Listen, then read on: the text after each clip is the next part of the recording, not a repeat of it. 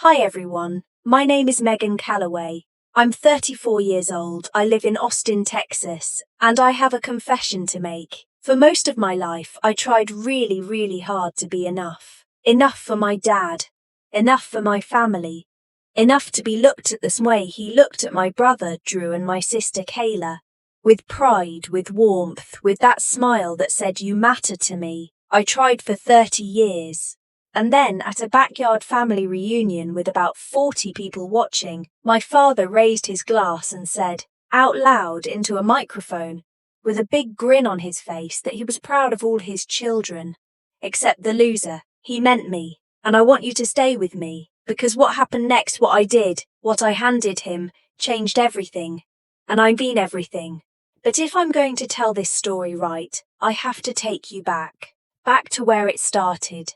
Because the worst betrayals never arrive all at once. They arrive slowly, quietly, in small moments you spend years convincing yourself didn't mean what you think they meant. Growing up, we were a normal middle-class family in Naperville, Illinois. My dad, Robert Calloway, was a high school football coach who became an assistant principal by the time I was in junior high.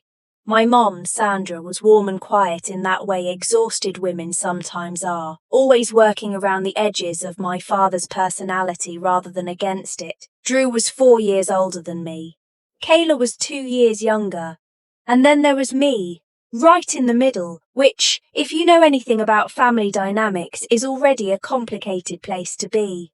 Drew was my dad's firstborn son, and in our household that meant everything.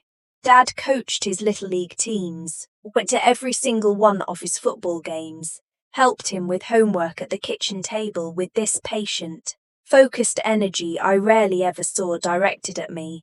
Drew was the kind of kid who made everything look effortless, and my dad made sure everyone knew it. Kayla was the baby girl, the one my mom doted on, the one who could cry at the right moment and have the whole room pivoting toward her. She was pretty and sweet, and she knew exactly how to work a room, including my dad. She'd crawl into his lap well into her teenage years and he'd melt every single time. And then there was me. I was the one who got decent grades, not spectacular ones. The one who ran cross-country, not a sport that filled bleachers. The one who was quiet at the dinner table, not because I had nothing to say, but because by the time the conversation came around on my side of the table, it had usually moved on. I don't want to make it sound like my dad was a monster. He wasn't. He was just selective. Selective with his attention, selective with his energy, selective with his love. And I felt it every single day. The first time I clearly remember understanding that I was different in my father's eyes. I was 11 years old. I had won the school writing competition. First place. They'd published my essay in the district newsletter, and my teacher, Mrs. Hooper, had personally called my mom to tell her she thought I had a real gift. I remember running home. I remember the feeling in my chest, this bright, fizzing, please see me kind of excitement. I burst through the front door holding the newsletter with my essay printed on the front page. My dad was watching Drew's football practice footage on the TV, running notes on a legal pad. Dad, look, I won the writing contest, they published it. My essay is right here on the front page. He looked up. He glanced at the newsletter, he nodded once. That's good, Megan. And he looked back at the TV. I stood there for a moment. Just standing there with the newsletter in my hand, waiting for him to ask to read it, waiting for him to say, let me see that, waiting for anything. Nothing. I went to my room, lay on my bed, and stared at the ceiling. I still remember that ceiling. I want you to understand something, because I know what some people might be thinking. It was one moment, Megan. Kids are dramatic. You're reading too much into it, and I would believe that. I would give him every benefit of the doubt. I did for years. But then I'd remember the weekend he drove 4 hours to watch Drew's away game. Took Friday off work, booked a hotel, the whole thing. When that same month he forgot to pick me up from cross-country regionals. I stood outside the school for an hour and a half before I called my aunt to get me. When he found out, he said, I had a school board meeting, Megan. You could have called sooner. I was 13. Or the time I got accepted to the honours programme in 8th grade. A selective application process. I'd worked on that application for weeks. And my dad's response was to ask if honours students still had to do gym class. Or the time I came home from my first job interview at 16, so nervous, so proud of myself just for going in. And he asked, "Did Drew call? He's trying out for varsity this week." It's never one thing. That's the thing I need you to understand. It's never one big, obvious moment of rejection. It's 1,000 tiny ones. And what they do over time, what they do to a girl who is just trying so desperately to be seen, is they whisper a lie into you, slowly, daily. They whisper, "You are not the kind of person who gets celebrated," and eventually, you start to believe it. By the time I graduated high school, I had made a quiet decision. I wasn't going to chase his approval anymore, not because I didn't want it. I still wanted it more than I could say. But something had shifted in me. Some exhausted, self-protective part of me had finally said, enough. I applied to UT Austin on my own, filled out the financial aid forms on my own, researched dorms, deadlines, scholarships, all of it on my own. My dad paid for Drew's 4 years at Northwestern without blinking. He co-signed Ella's apartment and paid her tuition at DePaul. For me, there was a conversation at the kitchen table in April of my senior year where my father explained, with this tone like he was being perfectly reasonable, that they'd looked at their finances and they really couldn't swing another full college fund. "You're the practical one," he said. "You'll figure it out." The practical one. I have thought about those 4 words so many times since then. Because what he meant was, "You're the one we don't have to worry about." And what I heard was, "You're the one we don't have to invest in." I took out student loans. I worked 25 hours a week at a campus coffee shop my entire freshman year. I graduated in 3.5 years with a communications degree and $34,000 in debt. My dad did not come to my graduation. He was at Drew's coaching certification weekend. It was already scheduled, he said. My mom came, she cried. She held my hands and told me she was proud of me. I love my mom. If you've ever had a parent who didn't quite see you, tell me in the comments. Because the thing no one talks about is what you do with all of that. Where does it go? That need, that grief. For me, it went into work. I moved to Austin after graduation, got an entry-level copywriting job at a small marketing firm, and I just worked. I worked constantly. Not because I was running from something. Well, maybe I was a little, but because I genuinely loved it. I was good at it. And for the first time in my life, I was hypothesis. What I produced actually mattered to the people around me. Within 2 years, I was a senior copywriter. Within 4, I was a content director. I freelanced on the side, built up a client base. And by the time I was 30, I had quietly co-founded a boutique content strategy agency with my business partner, Jade. We had 12 employees, Fortune 500 clients, revenue that would have made my father's jaw drop. I didn't tell my family. I know that sounds strange, but you have to understand. I had spent so long being invisible to them that I'd almost gotten comfortable in it. My family knew I worked in marketing. That was all they knew. When my mom asked how things were going, I said, fine, good, busy. I wasn't hiding my success out of shame. I was protecting it. Protecting it from the thing I knew would happen if my father found out. He would find a way to diminish it. And I wasn't ready for that. Drew, by that point, was a high school football coach, just like Dad.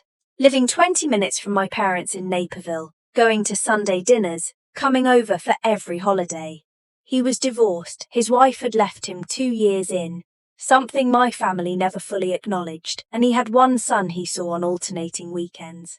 Kayla had moved back home after a messy situation in Chicago, involving a relationship that fell apart and a business idea that never launched.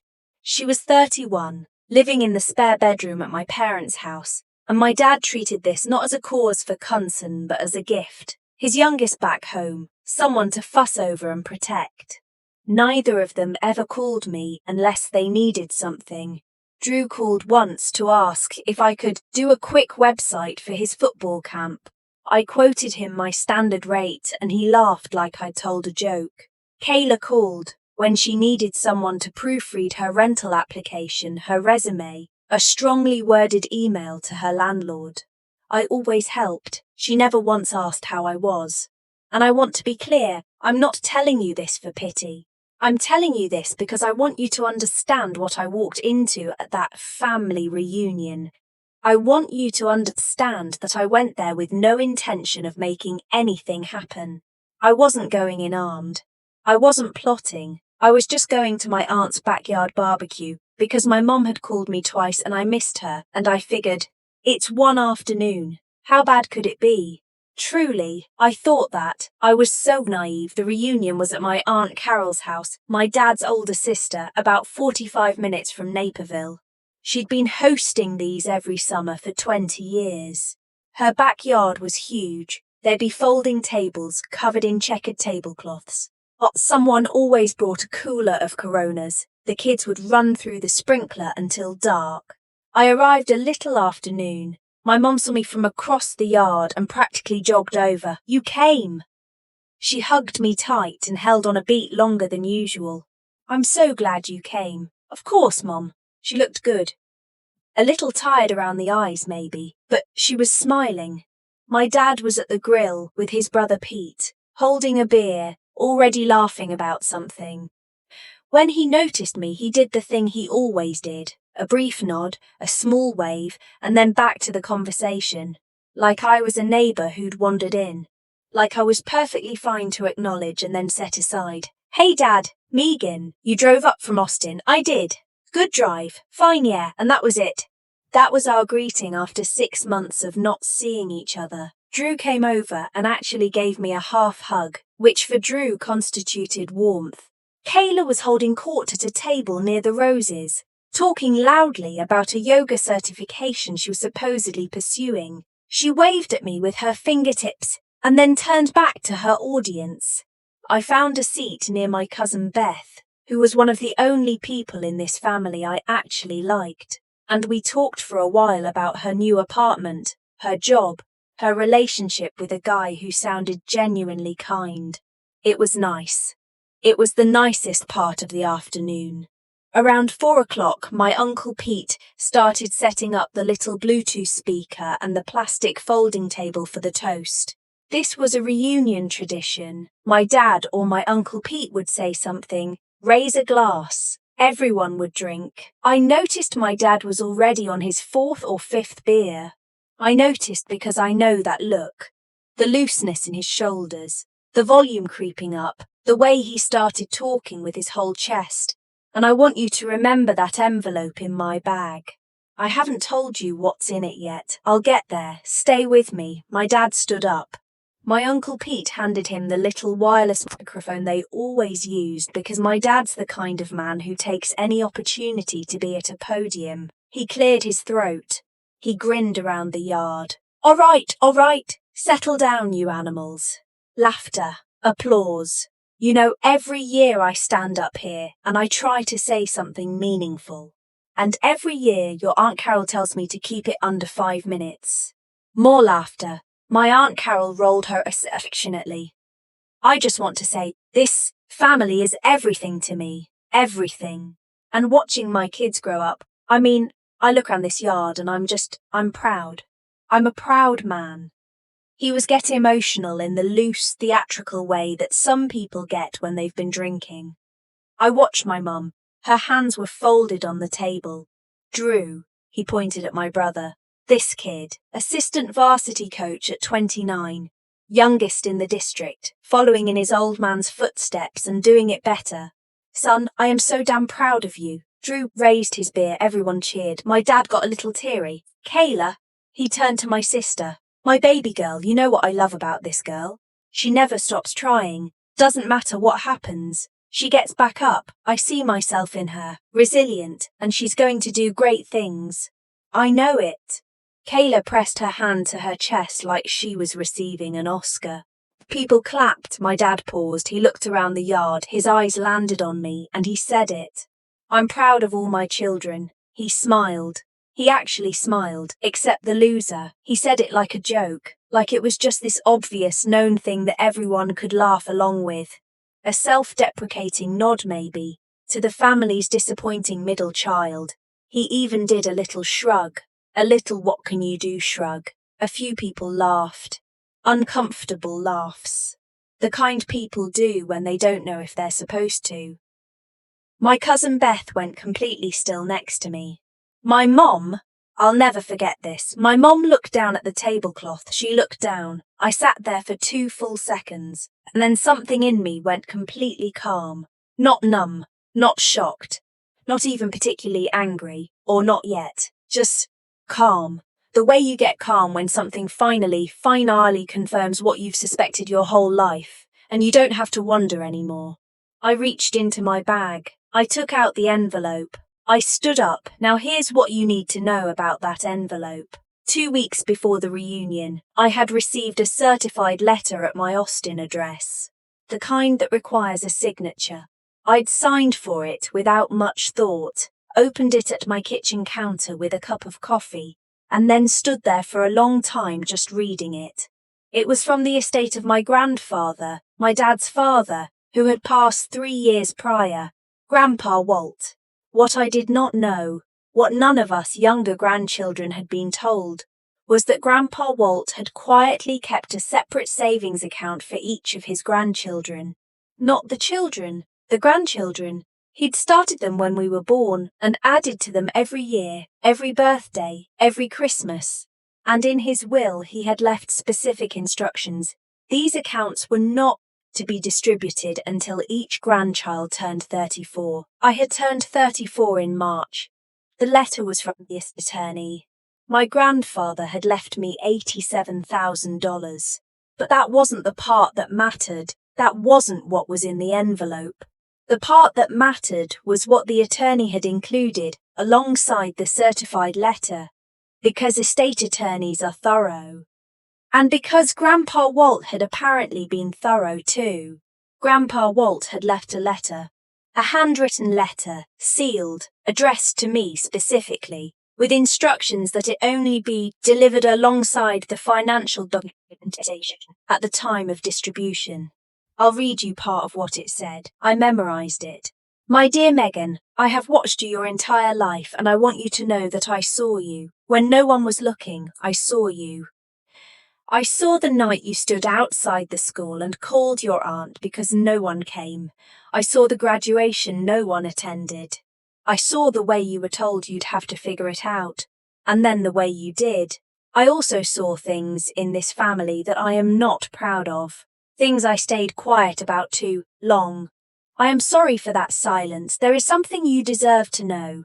Enclosed is a copy of a letter I wrote to your father in 1994 before you were born. He knows it exists. I told him 30 years ago that if he repeated the patterns of his own father, the favoritism, the dismissal, the quiet cruelty dressed up as practicality, I would be very disappointed in him. He did not listen. I love your father, but loving someone does not mean pretending they are who they wish they were. You are the child I am most proud of, Megan. You earned every single thing you have. Don't you let anyone, not even him, take that from you. I love you. Grandpa Walt. There was a second page in the envelope, a copy of that 1994 letter. The one Grandpa Walt had written to my father, the one my father had kept secret his entire life. I won't read the whole thing, but I'll tell you what it said. It said that my grandfather was deeply concerned about Robert's treatment of his firstborn son, Drew, compared to how he was already, even at that stage, beginning to talk about his middle child, who wasn't even born yet, as though she would matter less. It said that Robert's own father, my great-grandfather, had treated Robert the same way, as the less favoured son, and that my grandfather had watched it warp Robert his entire life. It said that he begged Robert not to pass it on. My father had this letter for 30 years. He knew exactly what he was doing to me. He knew because someone had sat him down before I was even born and warned him. He chose to do it anyway. I walked across the yard, 40 people watching me. My dad still standing with the microphone, still half smiling at his own joke, still waiting for the moment to pass. I stopped in front of him. I held out the envelope. "This came from Grandpa Walt's estate attorney," I said. My voice was completely level. "He left me a letter. He also left me a copy of the letter he wrote to you in 1994. My father's face changed. It changed so fast, the smile dropped. His eyes went to the envelope and something moved through him. I watched it move through him. Fear, maybe. Recognition, definitely. "Megan, I'm not making a scene," I said quietly. "I'm not yelling, I just want you to have it. Because I've been carrying this my whole life, and I'm done. I'm done carrying it." I set the envelope on the table in front of him. I turned to my mom. "Mom, I love you, I'm going to head home." She was already standing up. She grabbed my hand. "Megan," she whispered. Her voice was shaking. "I'm sorry." "I know," I said. "I know you are." I hugged her tight. Then I picked up my bag, said goodbye to Beth, who grabbed my arm and whispered, "You're my hero." And I walked to my car. I drove out of that neighborhood, and I cried the entire 4-hour drive back to Austin. Not sad crying, not angry crying. I don't even know exactly what it was. Something being released. Like something I'd held clenched inside my chest for 30 years had finally let go. I want to stop here for a second, because I know what some of you are wondering. What happened next? What did your dad do? What did your mom say? And I'll tell you everything. But I want you to sit with that image for just a moment. Me driving south on I-55, crying in the car, because that drive was important. That drive was the first time in my adult life that I felt like I had done something for myself that had nothing to do with performance, nothing to do with proving anything. I hadn't handed him that envelope to embarrass him. I hadn't done it for the audience. I'd done it because I deserved to stop pretending the wound wasn't there. My phone started going off about an hour into the drive. Drew, twice I didn't pick up. Kayla, a text that said, "What was that about?" No question mark, no concern, just irritation. My Aunt Carol, a voice message I'll transcribe as best I can, she said, and I quote, "Megan, honey, I want you to know that what your father said was not okay. I told him so, directly. And I think you should know that your grandfather talked to me about you many times over the years, and he was so proud of the woman you became. Call me when you can." I cried again at that one. My mom texted at the 2-hour mark. Just, "I love you, I always have, call me tomorrow." And then at hour 3, my dad called. I stared at his name on my phone for 10 seconds, then I picked up. He didn't say hello, he just said, "Megan, Dad." A long pause. "That letter was private," he said, his voice was stiff. "That was between me and your grandfather." I almost laughed. "It was addressed to me, Dad. Grandpa left it to me specifically, to be given to me at 34. You shouldn't have done that. Not in front of everyone. You called me a loser in front of everyone." Silence. "It was a joke," he said, but his voice was quieter. "Was it?" Another long pause. And then, in a voice I'd never heard from him, lower, tighter, he said, "I don't know why I said that. I didn't fill the silence this time. I just let it sit there. Your grandfather wrote me that letter because he thought I was going to turn it into my father," he said. "I wasn't. I didn't, Dad." I said it gently. I was surprised at how gently it came out. "You did." He didn't answer. "You didn't give me what you gave Drew and Kayla. You didn't show up for me the way you showed up for them. You didn't fund my education. You didn't come to my graduation. You called me a loser today at a family reunion in front of 40 people, and you thought it was a punchline. You always seemed like you didn't need. That is not a reason. That is an excuse." Silence. "I built a company, Dad. I have 12 employees. I have clients you've heard of. I've been successful in ways I never told you about because I was protecting it from you. Because I was afraid you'd take something away from it. And the fact that I felt that way, the fact that I've been protecting my own life from my own father, that tells you everything about what you did. I heard him breathing on the other end. A company, he said. Yes, another pause. Why didn't you ever tell us? Because you never asked. He didn't say he was sorry that night. I didn't expect him to. Men like my father, men who've built their identity on being the strong, knowing center of the family, they don't apologize in real time. They need to go away and sit with it, sometimes for weeks, sometimes forever. He said he'd call me soon. I said okay. We hung up. 3 weeks later, my mom called me from the car. I could tell she was out of the house on purpose, away from him. He's been different, she said. Since the reunion, he's been quiet. He's been rereading that letter. I've seen it on the kitchen table. Okay, I said carefully. He asked me once. He asked if I thought you were right, about the way he treated you differently. What did you say? A pause. Then I said yes. I told him I'd known for a long time and I was ashamed I'd never said anything. I didn't speak for a moment. Thank you for that, Mom. I should have said it 30 years ago, she whispered. I'm sorry, Megan. I am so sorry I let it go on. I know, Mom. I know. We cried together, the two of us, on the phone, and it was maybe the most honest conversation I'd had with my mother in my entire adult life. My dad called 6 weeks after the reunion. He asked if he could come to Austin. Not me come home, him come here. He flew down on a Thursday. I picked him up from the airport. We drove to a park near my house, and we sat at a picnic table, and we talked for 3 hours. He told me about his father, great-grandfather, about growing up invisible in his own house, about how his older brother could do nothing wrong, and Robert could do nothing right, about how his father had died before they ever resolved it, and he'd spent years carrying that without realizing he'd started doing the exact same thing. He said, I didn't know I was doing it.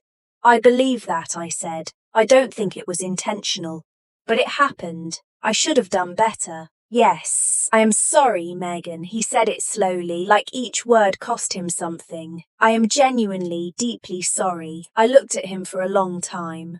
My dad, 63 years old, smaller somehow than he'd always seemed, just a man at a picnic table who'd carried his own father's wounds and passed them down without meaning to. I forgive you, I said, and I meant it, not for his sake, for mine. I want to be honest with you about what forgiveness looked like in practice, because I think people sometimes hear the word and imagine something like a door swinging open, a full reset, everything back to normal and beautiful. That's not what it was, is a slow, ongoing thing. We talk on the phone more now. He asks about my work. When I told him, really told him, showed him our client list, walked him through what Jade and I have built, he got quiet in the way people get quiet when they're recalibrating. I'm proud of you, he said, and I want to be real with you. It hit me somewhere deep. Even after everything, I said, thank you, Dad. But I also know now that I don't need it, not the way I used to. That's the thing that changed, I think. That drive home from the reunion, that 4-hour cry, something in me reorganized. I stopped needing his approval to feel like I was worth something. I stopped measuring myself against the look in his eyes. I had built something real. I had done it alone, with loans and coffee jobs and late nights and a business partner who believed in me. I had done it without a single safety net from my family, and no toast at a family reunion, not the cruel one, not even the kind one, gets to define that. Kayla, for what it's worth, did eventually call me. About 2 months later. She'd apparently heard from my mom about the company, about the employees, about all of it. The call was awkward. She started out a little defensive. There was this undercurrent of, well, I never knew because you never said anything, and I let her say her piece. And then I said, gently, Kayla, you never asked. She didn't have an answer to that. She apologized. Sort of. The way people apologize when they're slightly more sorry about being embarrassed than about what actually happened. But it was something. I'll take it. Drew has not called. I don't expect him to. Drew is in many ways still my father's first draft, shaped by the same dynamics, carrying the same learned blindness. Maybe one day that changes. Maybe it doesn't. I'm not waiting. My grandfather left me $87,000. I put half into my business. The other half I put into a savings account with one word written on a sticky note on my laptop. Earned. Not inherited, not handed, earned, in every sense of the word. And I think about Grandpa Walt sometimes. This quiet man I remember sitting in a lawn chair at family reunions, watching everything, saying little. I think about him keeping that account for 34 years, writing that letter, sealing it, making sure I'd get it at the right moment. He saw me. When I was 11, holding a newsletter, waiting for my dad to look up from the TV, my grandfather saw me. It wasn't the money, it was the letter. It was someone in my family saying, out loud, in writing, preserved across decades, I saw you, and you were enough, you were always enough. If you've never heard those words from the people you needed to hear them from, I want to say something to you. You don't have to wait. You don't have to hand them an envelope. You don't have to have a confrontation or a reconciliation or a 3-hour conversation at a picnic table. You just have to decide, somewhere quiet, that their failure to see you is not evidence of your worth. It never was. I'm Megan Calloway. I'm 34 years old. I live in Austin, Texas. I run a company with 12 people who chose to show up every day and build something with me. I have a mother who is learning slowly to stop apologizing by staying silent. I have a father who is learning slowly to ask questions he spent a lifetime not asking. I have a grandfather who loved me from a lawn chair in a backyard, quietly, consistently, across 34 years. And I have me, myself, which is, as it turns out, more than enough. If any part of this story felt familiar, if you've ever sat at a table where the praise went around you instead of to you, I really hope you'll comment below. Tell me your experience. You don't have to have a dramatic ending. You don't have to have resolved anything yet. Just tell me you're here, and that you heard this, because this story was never really about the envelope. It was about finally putting it down. Thank you for being here. If this story moved you, share it with someone who needs it, and I'll see you in the next one.